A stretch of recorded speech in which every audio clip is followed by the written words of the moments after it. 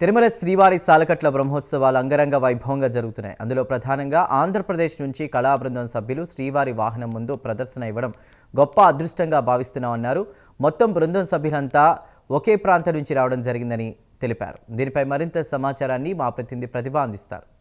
కలియుగ దైవం ఆ వైకుంఠనాథుని బ్రహ్మోత్సవాలు అయితే అంగరంగ వైభవంగా జరిగాయి. మరి ఇవాళ అయితే చివరి రోజు స్వామివారు అశ్వవాహనం మీద అయితే భక్తులందరికీ కూడా కనువిందుగా కనిపించబోతున్నారు. మరి స్వామివారి దర్శనానికి ముందుగా అయితే అన్ని కళా బృందాలు అయితే వారి వారి ప్రదర్శనలు అయితే ఇవ్వనున్నాయి. మనం ప్రత్యేకంగా చూస్తున్నాం, ఆంధ్రప్రదేశ్ నుంచి మహిళలు చాలా ప్రత్యేకంగా ఇక్కడ డ్రమ్స్ వాయిస్తున్న పరిస్థితిని అయితే మనం చూస్తూ ఉన్నాము.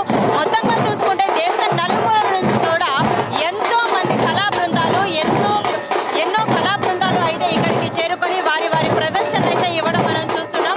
మరి దాంట్లో కూడా చాలా అరుదైనదిగా అయితే దీన్ని చెప్పుకోవచ్చు. సో ఈ డ్రమ్స్ ని వాళ్ళు ప్లే చేస్తూ నృత్యం చేస్తున్న విధానం అయితే భక్తులందరికీ కూడా ఆకట్టుకుంటోంది అని అయితే చెప్పొచ్చు. మరి వారికి ఎలా అనిపిస్తుంది వారి మాటల్లో తెలుసుకుందాం. రాజమండ్రి నుంచి డ్రమ్స్ లేడీస్ వాయించడం చాలా కొత్తగా అనిపిస్తుంది. మీకు ఎలా అనిపిస్తుంది? మాకు చాలా ఆనందంగా ఉందండి శ్రీవారి సేవలో పాల్పంచుకోవడం. 2 days ఇచ్చారు మాకు సేవ. 2 days నుంచి కూడా డ్రమ్స్ ఏనా? ఓన్లీ డ్రమ్సే.